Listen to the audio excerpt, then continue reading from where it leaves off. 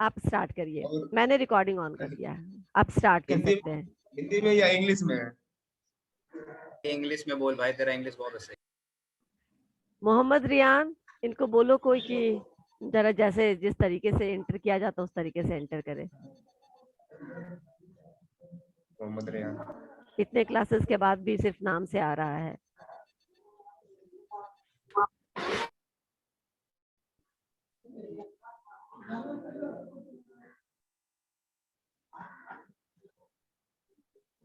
Start करो गुलशन।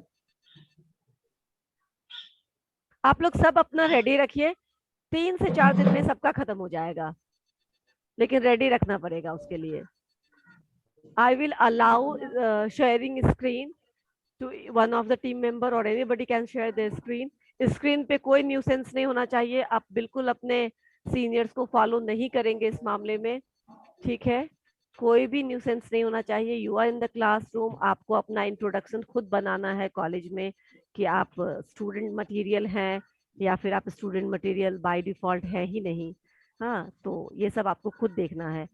और अगर ऐसा हुआ तो प्रेजेंटेशन तो नहीं करा पाऊंगी मैं, साथ ही मार्क्स भी मैं नेगेटिव मार्किंग कर दूंगी, ठीक है? तो please behave like a good students as I hope you all are. Okay, so don't prove me wrong first of all, and then you having everything, you having autonomy, you having freedom to share your screen, और आप जैसे चाहे वैसे अपना presentation यहाँ पे complete कर सकते हैं, ठीक है ना? तो बहुतों का यस रेडी मैम। है, जिनका रेडी है वो कल से। अच्छा ठीक है, और एक बहुत बड़ी बात है, मैं तुम लोगों को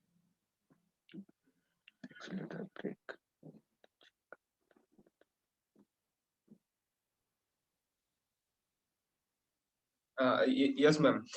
हर वर्ड टू फैक्टर थ्योरी को हम मोटिवेशनल हाइजीन थ्योरी भी बोल सकते हैं, और या और डुअल स्ट्रक्चर थ्योरी भी बोलते हैं। हर्बर्ज का पूरा फुल नेम है प्रेडिक्ट हर्बर्ज, जो कि साइकोलॉजी का ये प्रोफेशनल थे, सॉरी प्रोफेसर थे यूएसए के यूनिवर्सिटी में, वेस्टर्न रिवर्स यूनिवर्सिटी में। और ये फैक्टर ये डुअल स्ट्रक्चर थ्योरी 1959 यानी 1953 में दिए थे। के बाद सबसे पहले एट फर्स्ट किए थे इंस्पायर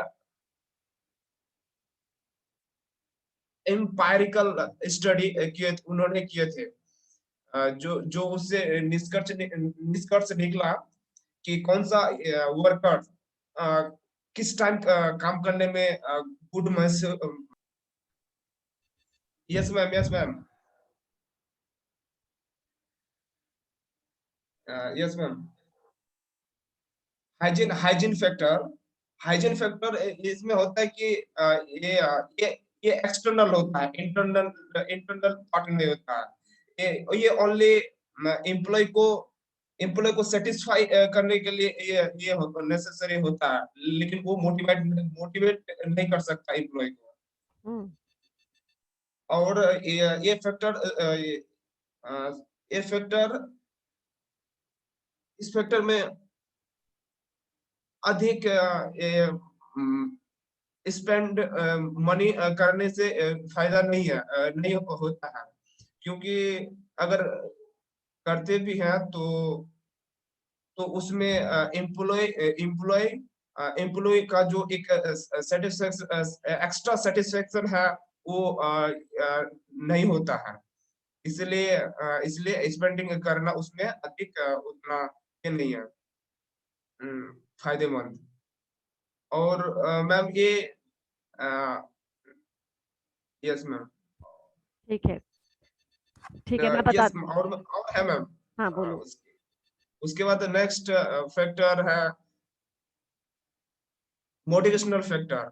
मोटिवेशनल फैक्टर करते हैं क्या है कि ये एम्प्लॉय को मोटिवेट करते हैं, और जिसमें अ, जिसमें जिसके जिसके ये मोटिवेट से एम्प्लॉय अपना वर्क में इंटरेस्ट लेते हैं करने में। और इसमें अगर डिससेटिस्फाइड भी अगर ना किया जाए एम्प्लॉय को, फिर भी वो मेंटेन कर सकते हैं एम्प्लॉय। और ma'am next last one is X theory and Y theory. अभी रहने दो गुलशन, किसी और को पूछते हैं एक्स वाई थ्योरी। ठीक है, थैंक यू। यस मैम, ठीक है। वेलकम। अच्छा, थैंक यू। हाजबस थ्योरी अभी गुलशन ने जो भी एक्सप्लेन किया आप लोगों को सब। सबसे पहली बात, आज का अटेंडेंस में मैं सिर्फ 2 लोगों को प्रेजेंट मार्क करने वाली हूँ, एक रोल नंबर 30 धीरज और एक प्रेरणा। ठीक है ना, दैट्स इट। और मैं किसी को प्रेजेंट नहीं मार्क करूंगी आज। बाकी आप लोग पढ़ सकते हैं अगर अभी भी क्लास करना है तो, क्योंकि मैं रोज रोज बोलूंगी नहीं, मैं बिल्कुल नहीं बोलूंगी अब। तो 58 और 30 का आज अटेंडेंस तय है, बाकी और किसी का अटेंडेंस आज नहीं बनेगा। मैं इतनी देर से क्यों ये सब मैम? भी देख रही थी। क्यों मैम? क्योंकि आप लोगों ने रूल को फॉलो नहीं किया। मैम मेरा भी तो कैमरा ऑन है। अच्छा वो मैंने मैम देखा, ऐसे बोल बड़े आराम से बड़े इत्मीनान से मैंने पूरा स्क्रीनशॉट देखा है, पूरा वीडियो जा करके देखा है, सबका ऑफ था। सिर्फ मैं क्या, धीरज मेरा रिश्तेदार नहीं है कि मैं उसका अटेंडेंस बनाऊंगी और आप लोग का नहीं बनाऊंगी, और ना ही प्रेरणा से मेरी कोई जान पहचान है। तो only these 2 videos are on, और बाकी के सब लोग म्यूट में चले गए थे खाना पीना खाने, तो मेरे लिए वो लोग एब्सेंट ही थे। ओके, तो मैं आपको मैम हमारा एब्सेंट, वीडियो ऑन है। अभी मुझे पता है सब कौन रहेगा। नाउ ये आप लोग को खुद से करना है। Now I am not going to say it, never going to repeat this. ठीक है ना, मैं शांति से सब देख लेती हूँ कि क्या है नहीं है, और अप टू यू। मैंने कहा ना, it's everything is up to you. चलो अभी हर्षबस पे जाते। देखो कितना अच्छा तुम्हारे पीछे गोल्डन ब्रिज बना हुआ है Gulshan, and then you are not showing us that golden bridge now। अभी हम लोग क्या बात करते हैं, हार्जबर्ग थ्योरी के बारे में बात करते हैं। हार्जबर्ग मोटिवेशन थ्योरी अभी गुलशन ने एक्सप्लेन किया। आप लोगों को किसी को कुछ समझ में आया या कुछ डाउट है समझने के बाद भी, या इसको फिर से एक्सप्लेन करने की जरूरत है? स्पेशली दोज स्टूडेंट्स जिन्होंने ये चीज नहीं पढ़ा है, जिनके लिए ये बिल्कुल पहली बार हो रहा है, ये सब हार्जबर्ग थ्योरी पहली बार बता रहे हैं हम लोग, क्योंकि ये रिवीजन चल रहा है मैम और आप करना है। हाँ मैम आप फिर से एक्सप्लेन कर सकती है क्या? ठीक है, कर सकते क्योंकि हैं। अभी हाँ मैं बिल्कुल हाँ कर सकती हूँ। हार्जबर्ग थ्योरी ऑफ मोटिवेशन क्या है? मास्लोज थ्योरी ऑफ मोटिवेशन हम लोगों ने लास्ट क्लास में देखा था। अभी गुलशन ने ट्राई किया, वेल ट्राइड, उसने अच्छे से अपने तरीके से एक्सप्लेन किया। हार्जबर्ग थ्योरी ऑफ मोटिवेशन में उन्होंने कहा कि 2 फैक्टर्स होते हैं मोटिवेशन के लिए। ऑर्गेनाइजेशनल सेटअप में there are 2 different types of factors which motivate employ. पहला क्या है, जिसको पहले को हमने कहा फर्स्ट फैक्टर, जो फर्स्ट फैक्टर है उसका नाम क्या है? फर्स्ट फैक्टर का नाम है इधर डिससेटिस्फायर बोलिए आप उसको, या उसको हाइजीन फैक्टर बोलिए। डिससेटिस्फायर या हाइजीन फैक्टर इसलिए उसको बोला, या उसको मेंटेनेंस, तीनों नाम एक ही फैक्टर का है। मेंटेनेंस फैक्टर नाम से ही आपको क्लियर हो जाएगा। मेंटेनेंस फैक्टर, हाइजीन फैक्टर या डिससेटिस्फायर, ये नाम इसको इसलिए दिया गया कि अगर ये सारे चीज नहीं रहे, ठीक है ना, अगर ये जो भी इसके अंदर फॉल करता है, इसके अंदर क्या फॉल करता है? Salary, supervision, the relationship with supervisor, उसके बाद वर्किंग कल्चर, वर्क कंडीशन, ये सारे कुछ फॉल करता है किसमें? हाइजीन फैक्टर में। अगर ये सारे चीज ऑर्गेनाइजेशन में नहीं रहेगा, यस मैम रियान वेटिंग में है, उसको accept हाँ, कर लो। रियान को निखिल जानबूझकर मैंने वेटिंग में डाला है। निखिल तो मैम निखिल निखिल निखिल वेटिंग में है। मुझे निखिल नहीं दिख रहा वेटिंग में, रियान को मैंने वेटिंग में खुद ही डाला है, क्योंकि वो सिर्फ मोहम्मद रियान के नाम से आया है उसको। हाँ अभी उसका सब कुछ ठीक है। Now I give them entry. वो नाम से सिर्फ आया था, जैसा जो फॉर्मेट है उसको फॉलो करिए प्लीज, आपका ही उसमें फायदा है। मोहम्मद रेयान को चलो अभी तो मैं पहचान भी लेती हूँ, क्योंकि आप लोगों को क्लास में लिया है, लेकिन जो नहीं पहचानेंगे अटेंडेंस कैसे बनाएंगे? पहला नाम, पहला आईडी और फिर रोल नंबर, फिर जितना बड़ा नाम है लिखते जाइए आगे, डजंट मैटर, ठीक है ना, लेकिन नाम और आईडी होना चाहिए अटेंडेंस बनाने में, आता है वो। मैम चेंज कर चुके थे। ठीक है, गलती हो फिर वैसे ही हो गया, समझ में नहीं आया क्या। ओके अभी ठीक है मोहम्मद रियान। चलो यस मैम। वापस आते हैं हम लोग। ओके, हार्जबर्ग थ्योरी में मैंने क्या क्या बोला कि उसका नाम मेंटेनेंस है, हाइजीन है, या फिर डिससेटिस्फायर है। इसलिए क्योंकि अगर ये सब सारी चीजें नहीं रहेंगी, जैसे कि सैलरी नहीं मिले टाइम पर, या फिर जो प्रॉपर सैलरी है वो आपको नहीं दी जा रही है, या फिर सुपरविजन बहुत ज्यादा स्ट्रिक्ट है या बहुत ज्यादा लूज है, या फिर आपका सीनियर्स के साथ रिलेशनशिप अच्छा नहीं है, या फिर जो इंफ्रास्ट्रक्चर होने चाहिए काम के लिए, जो वर्किंग कंडीशन जैसा होना चाहिए वैसा नहीं है, तो क्या होगा, इस इन सब चीजों से आप काम नहीं कर पाएंगे। सैलरी नहीं मिलेगी तो आप काम करोगे ज्यादा दिन तक नहीं कर पाओगे, महीने 2 महीने में आपका मन भर जाएगा, आप छोड़ दोगे ऑर्गेनाइजेशन। या फिर अगर आपके बॉस के साथ अच्छे से जम नहीं रही हो, ठीक है, तो नॉर्मली ये डेटा भी दिखाया गया है कि normally employ doesn't leave their organization, they leave their bosses, right. वो अपने बॉस से तंग होकर के ऑर्गेनाइजेशन छोड़ देते हैं, ऑर्गेनाइजेशन से उनको और अपने काम से कोई प्रॉब्लम नहीं होता। तो ये सब चीज चाहिए ही चाहिए, सो दैट आपके यहाँ जो लोग हैं, आपके जो एम्प्लॉयज है, वो काम कर सके। समझ में आया? तो इनको मेंटेनेंस, हाइजीन या डिससेटिस्फायर इसलिए कहा गया क्योंकि अगर ये ऑर्गेनाइजेशन में होगा तो आपके एम्प्लॉय डिससेटिस्फाई नहीं होंगे। एटलीस्ट जो मेंटेन रखने के लिए, जो एक मेंटेनेंस लेवल काम करने के लिए जो एक मेंटेनेंस चाहिए, वो आप एक्चुअली इंश्योर कर रहे हो कि एटलीस्ट इतना तो है हमारे ऑर्गेनाइजेशन में कि लोग काम कर सके। They stops your employ to get demotivated नहीं होने देते हैं। अगर ये सारी चीज है, टाइमली सैलरी मिल रहा है, सुपरविजन अच्छा है, वहाँ का एटमोस्फेयर अच्छा है, वर्किंग रिलेशनशिप विद सुपरवाइजर अच्छा है, तो आपको डीमोटिवेशन नहीं होता है।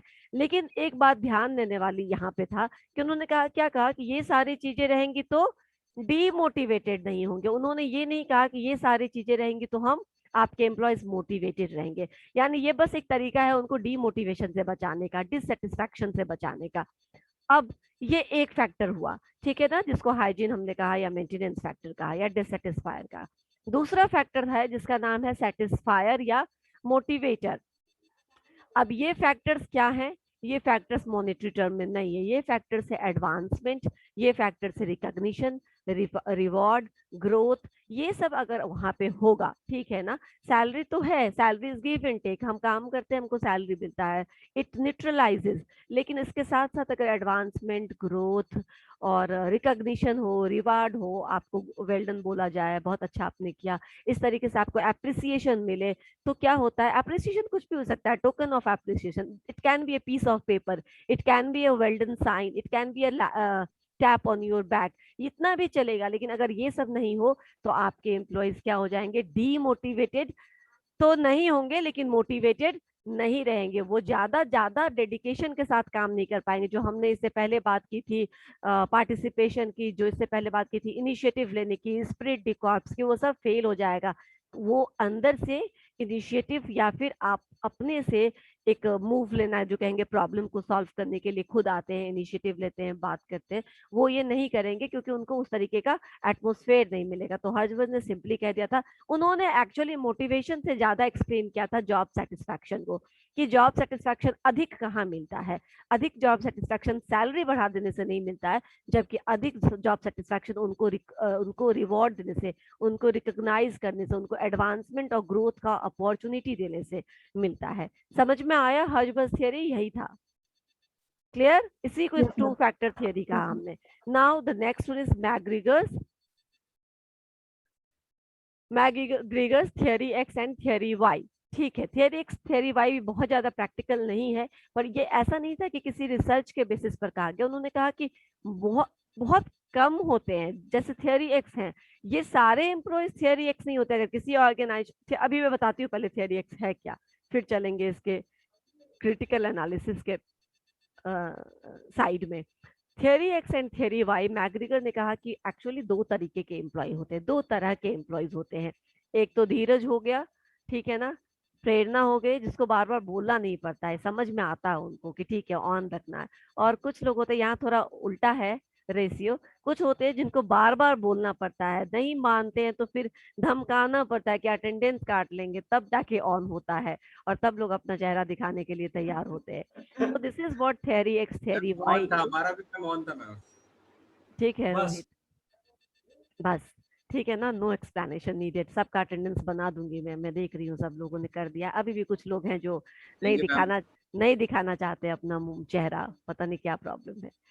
मैम उतना अच्छा नहीं है मैम। नेटवर्क वीक था अरे ना, व्हाट एवर इसलिए इट दिख इज, नहीं acceptable, everything is acceptable ma'am IT से नहीं मतलब क्या प्रोग्राम क्या मैं नहीं समझ पा रही हूँ, अभी रहने दो। हम लोग फिर से आते हैं यहाँ पे मैकग्रीगर्स थ्योरी में theory X and theory Y था।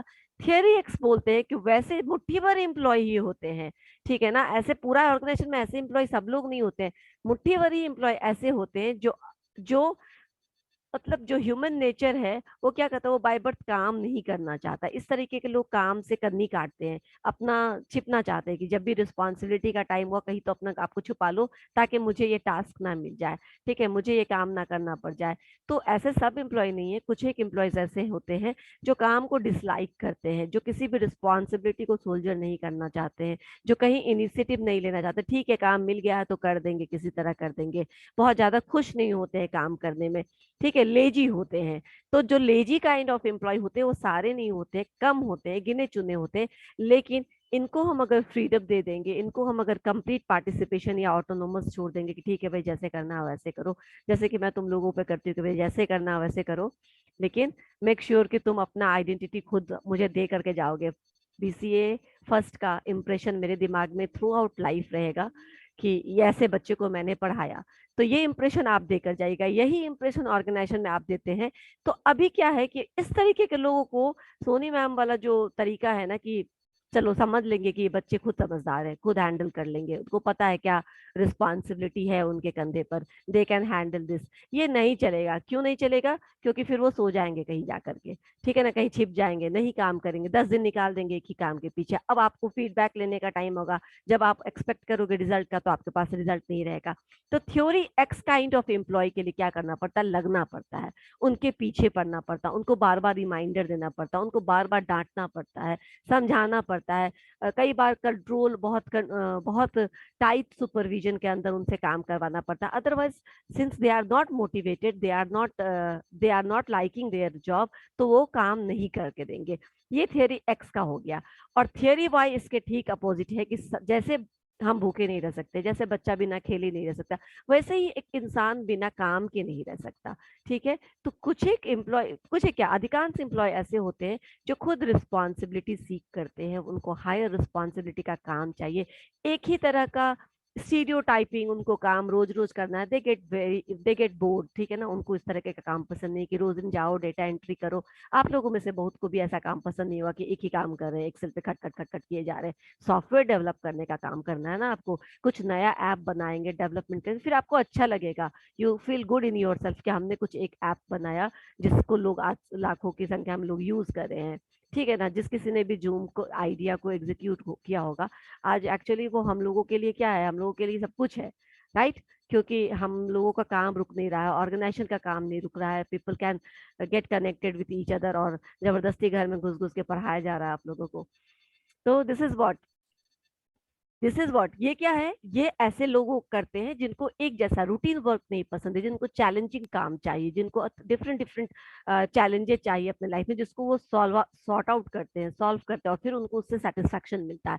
हाँ, जब इस मेंटालिटी के आपके एम्प्लॉयज है जो काफी मेच्योर है, काफी रिस्पॉन्सिबल है, खुद ही अलग अलग और हायर लेवल के चैलेंजेस को सीख करते हैं, इस तरीके के एम्प्लॉयज पे अगर आप कंट्रोल लगाइएगा, सुपरविजन करिएगा, हमेशा उनको कहीं ना कहीं से परेशान करने की कोशिश करिएगा, तो क्या होगा,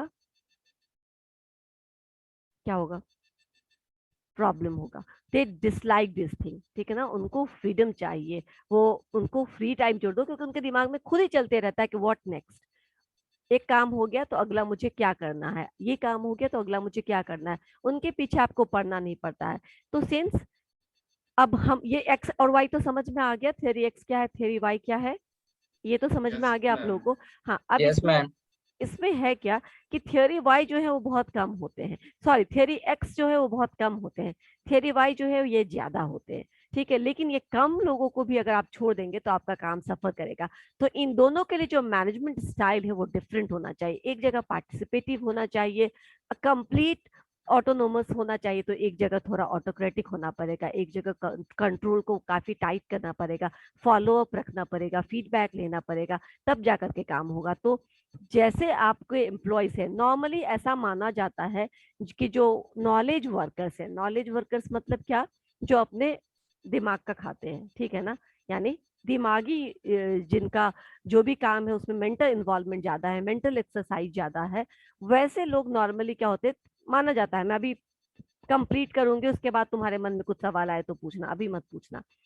तो जो ऐसे लोग होते हैं थियरी वाई टाइप के लोग, ये क्या होते हैं, खुद ही रिस्पॉन्सिबल होते हैं, खुद ही काम करते हैं, अपने मर्जी से काम करते हैं, इनके ऊपर ज्यादा रिस्ट्रिक्शंस नहीं लगाना चाहिए। जबकि जो फिजिकल वर्क करने वाले होते हैं, जो फ्लोर वर्कर होते हैं, जो लोअर लेवल पे काम करते हैं, ये प्रायः कैसे होते हैं, तो थोड़ा सा काम मेहनत नहीं करना चाहते। लेकिन ये कोई स्टेटमेंट नहीं है, ये कोई फैक्ट नहीं है जो जिसको कहीं से डिस्कवर किया गया। This can be other way around in some cases, कि जो नेताजी लोग हैं वो लोग इलेक्शन करेंगे बिना मास्क पहन के, समझे ना। तो ये भी हो सकता है कि कहीं कहीं जो हायर लेवल अथॉरिटी है वो फॉलो ना करे, ठीक है ना, वो रूल्स को फॉलो ना करे, वो बहुत ज्यादा रिस्पॉन्सिबल नहीं हो, वही काम जिम्मेदारियों से करनी काटे। और जो फ्लोर लेवल है, जो हमारे फार्मर्स हैं, जो हमारे यहाँ जो ज्यादा मेहनत करते हैं, वो ज्यादा डेडिकेशन से काम करते हैं। इसीलिए जो लाइन अभी मैंने कहा कि जो हायर ऑर्डर के लोग होते हैं, यानी जो मेंटल वर्क करते हैं ज्यादा, वो नॉर्मली रिस्पॉन्सिबल होते हैं, और जो फ्लोर वर्कर होते हैं, जो लोअर लेवल हायरार्की में होते हैं, वो थियरी एक्स काइंड को रिप्रेजेंट करते हैं। But this is not fact, this is not proven, this is just an assumption. और ये ज्यादा ऐसे रेशियो पाया जाता है, लेकिन ये अदर वे अराउंड भी हो सकता है। कभी कभी हायर लेवल कम रिस्पॉन्सिबल होते हैं, कम इनिशिएटिव लेते हैं, कम रिस्पॉन्सिबिलिटी लेते हैं अपने कंधे पे, और जो लोअर लेवल के लोग होते हैं वो ज्यादा रिस्पॉन्सिबल और ज्यादा मेहनती होते हैं। ये हो गया आपका theory X and theory Y. अभी और कुछ पूछना है इसमें?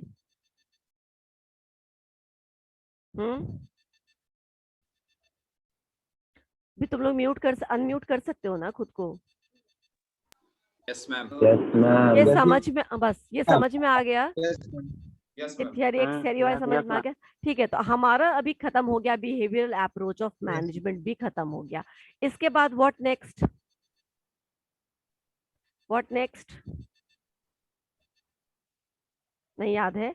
इसके बाद पीटर ड्रकर का है, इसके बाद Peter Drucker's modern management theory. This is the modern last, management. हाँ, this is the last in the evolution series of management. Peter Drucker's modern management theory is the last, जहाँ पे Peter Drucker ने कहा था कि अब क्या है, अब हम लोग बहुत देख लिए फैक्ट्री, बहुत देख लिए मैन्युफैक्चरिंग, बहुत देख लिए इंजीनियरिंग प्रोसेसेस को, now we are moving towards knowledge worker. अब हमारा बिहेवियरल भी हमने प्रूफ कर दिया कि समहाउ ह्यूमन रिसोर्सेज को मास्लोज, हर्ट्जबर्ग और मैग्रीगर्स थियरी से, एल्टन मायो के रिसर्च के बेसिस पर we proof that human resources को हमें अलग रिसोर्सेज की तरह ट्रीट करना चाहिए। इसीलिए अलग से एकदम इसके लिए स्पेशलाइज आप लोग पढ़ते हैं, स्पेशलाइजेशन पढ़ते हैं कि ह्यूमन रिसोर्स मैनेजमेंट एक स्पेशलाइजेशन हो जाता है मैनेजमेंट में, एक अलग ब्रांच हो जाता है, क्योंकि उनके लिए बहुत कुछ है अलग से।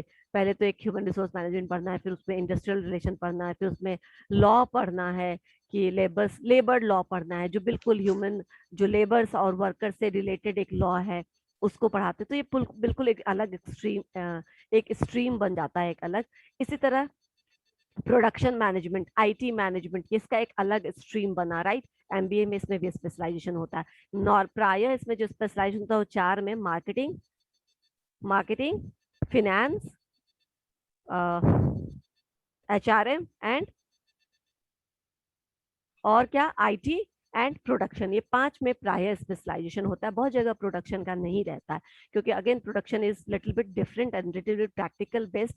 तो इसके लिए नॉर्मली अगर कहीं होता भी है इसका पढ़ाई, तो हायरिंग जो होती है या इसके जो फैकल्टी होते हैं, उनको जो एक्सपीरियंस लोग होते हैं मैन्युफैक्चरिंग डिपार्टमेंट्स के या फैक्ट्रीज के, उनको बुलाया जाता है। हमारा एक पेपर ही था, तो वो लोग आते थे एज ए गेस्ट लेक्चर, और वो लोग बताते थे कि कैसे होता है पूरा प्रोसेस, ठीक है। लेकिन ये 5 चीजों में स्पेशलाइजेशन अलग से कराया जाता है।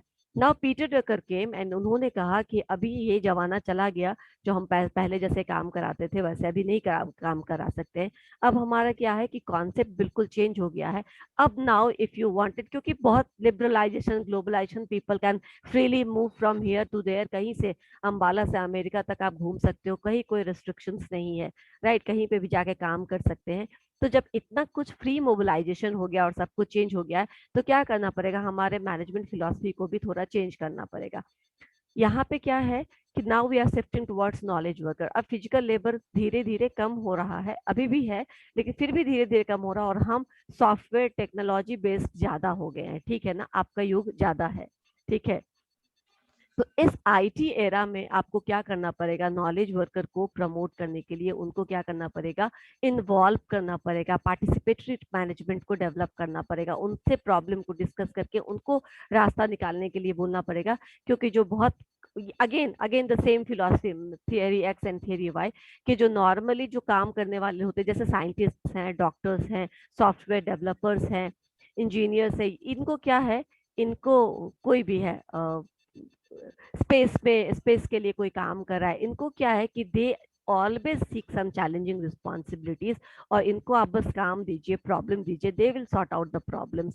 तो अब आपको इस तरीके से काम करवाना पड़ेगा। अब आपका जो पुराना धर रहा है सुपरविजन का, कंट्रोल का, ये सब नहीं चलेगा, राइट। तो इन्होंने क्या क्या बताया, सबसे पहला इनका जो सब हम लोग देखेंगे पूरा पीटर ड्रकर का थियरी भी, इसमें इन्होंने जो इम्पोर्टेंट पॉइंट बताया था उसमें क्या क्या था, एक क्या था फर्स्ट पॉइंट, किसी को याद है? डिसेंट्रलाइजेशन। डिसेंट्रलाइजेशन। अगेन डिसेंट्रलाइजेशन मतलब डोंट बी ऑटोक्रेटिक, सारे डिसीजंस आप लेंगे and let them follow, let your employees follow, ऐसे नहीं होगा। You take the decisions but let them also take the decision, so that जब डिसीजंस को लेंगे तो वो रिस्पॉन्सिबिलिटी सोल्जर्स करेंगे, उसकी जिम्मेदारी लेंगे, उससे कमिटमेंट बढ़ेगा, उनका अपने काम से कमिटमेंट बढ़ेगा, क्योंकि उनका अपना डिसीजन है जिसको वो हमेशा सपोर्ट करेंगे, जिसको हमेशा वो फेवर में करके लेकर के जाएंगे। तो डिसेंट्रलाइजेशन को उन्होंने महत्व दिया, डिसेंट्रलाइजेशन को उन्होंने फोकस किया कि डिसेंट्रलाइज करिए, ज्यादा से ज्यादा डिसेंट्रलाइज करिए, रूल्स एंड रेगुलेशंस को नॉर्मल बनाइए, फ्लेक्सिबल बनाइए। सेकेंड पॉइंट, डिसेंट्रलाइजेशन के बाद बिल्कुल नॉलेज वर्कर, जो मैंने भी बताया, नॉलेज वर्कर मतलब जो भी मेंटल एक्सरसाइज ज्यादा करते हैं और फिजिकल लेबर कम करते हैं, इन लोगों के बीच में क्या होना चाहिए, क्या होना चाहिए कि इनको अगर आपको इनसे काम कराना तो you have to provide, give them freedom, autonomy, and you have to relax the restrictions level, ठीक है ना, रिस्ट्रिक्शंस को इन पे कम करना पड़ेगा। ज्यादा रिस्ट्रिक्शंस आप इनके ऊपर डालेंगे तो ज्यादा दिन लंबे समय तक ये आपके यहाँ नहीं रहेंगे, they will seek somewhere employment in some other organization.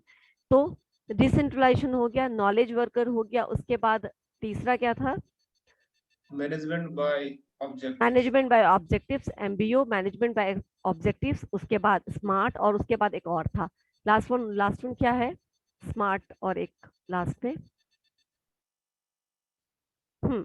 तो मैनेजमेंट बाय ऑब्जेक्टिव्स क्या है, मैनेजमेंट बाय ऑब्जेक्टिव सिंपल है, डिफरेंट स्टेप्स में इसको किया जाता है।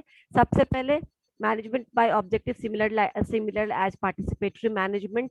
आप क्या करिए कि ऑब्जेक्टिव्स जब डिसाइड करना, तो पहले क्या होता था कि top level management, top level के जो भी रहते थे लोग, वो they decides the objectives and give you the targets to achieve those objectives. नहीं, अभी ऑब्जेक्टिव्स वैसे नहीं डिसाइड करना है, आप उनको भी बोलिए उस ऑब्जेक्टिव्स में, ऑब्जेक्टिव का हिस्सा जब भी आपको ऑब्जेक्टिव तय करना हो, include your employees while setting objective, से क्या हमारा गोल्स होना चाहिए, क्या हमारा लॉन्ग टर्म गोल होना चाहिए, क्या हमारा शॉर्ट टर्म गोल होना चाहिए, हमारा स्ट्रेंथ ये है, हमारा वीकनेस ये है, हमारे पास ये रिसोर्सेज अवेलेबल है और ये रिसोर्सेज स्कार्स है। Discuss all these things with your employees and let them decide with the help of top level management and lower level middle level management, let decide कि हमारा ऑब्जेक्टिव क्या होना चाहिए। Once objectives gate decided, तो आप साथ साथ together आप उसको अचीवमेंट के लिए काम करिए। तो डिफरेंट ग्रुप्स बना दिया जाता है, जिस ग्रुप्स में top level management and middle level management together काम करती है, जो जूनियर्स होते हैं, जो सीनियर्स होते हैं, साथ साथ काम करते हैं, और वो देखते हैं कि दोनों ही, मतलब जैसे जूनियर भी सलाह दे सकती है, जूनियर भी अपना पॉइंट ऑफ व्यू रख सकती है, वो भी अपने काम करने का तरीका बता सकती है, और they have freedom to execute their plans, और देयर जो भी उनका पॉइंट ऑफ व्यू उसको वो अडॉप्ट कर सकते हैं, और काम करके देखेंगे कि फिर गोल अचीव हुआ या नहीं हुआ। अगर गोल अचीव हो जाता है, ठीक है, अगर वो गोल को अचीव कर लेते हैं, देन वेल एंड गुड, फिर इससे कुछ हायर लेवल का ऑब्जेक्टिव सेट करेंगे और ये ग्रुप उस ऑब्जेक्टिव पे काम करेगा। अगर गोल नहीं अचीव होता है तो डिफरेंट कॉम्बिनेशन बनेगा। डिफरेंट कॉम्बिनेशन बनने का मतलब होता है कि, तो क्या है कि अगर आपने नया ऑब्जेक्टिव आपने सेट किया, अगर ये पहला वाला ऑब्जेक्टिव अचीव हो गया तो the same group will further proceed और वो दूसरे लेवल के ऑब्जेक्टिव्स को अचीव करने की कोशिश करेगी। किसी तरह सपोज कि ये नहीं वर्कआउट हुआ, ये जो कॉम्बिनेशन था सीनियर जूनियर का, जो हमने कॉम्बिनेशन बनाया था वो वर्कआउट नहीं हो सका, वो किसी ऑब्जेक्टिव को अचीव नहीं कर पाए और सेट गोल को अचीव नहीं कर पाए, तो अब क्या हो सकता है, आप इस कॉम्बिनेशन को चेंज कर दीजिए, किसी जूनियर और सीनियर को अलग कर दीजिए, इनको किसी और सीनियर के साथ या किसी और जूनियर के साथ कंबाइन करिए और चेंज करके देखिए कि क्या ये वर्कआउट हो रहा है। क्योंकि जो भी ऑब्जेक्टिव तय किया है उसको खुद ही प्लान बनाने दीजिए, उसको खुद ही एक्शन बनाने दीजिए कि वो कैसे आगे बढ़ेगा, उसको कैसे अचीव करेगा। ये एमबीओ हुआ, यानी कि मैनेजमेंट बाय ऑब्जेक्टिव्स। पहले ऑब्जेक्टिव्स डिसाइड करिए, देन मैनेजमेंट के लोग उसको फॉलो करेंगे, और मैनेजमेंट में दोनों ही, हर एक मैनेजमेंट लेवल के लोग रहेंगे। इट्स नॉट जस्ट कि objective is set by the top level management and rest has to follow it.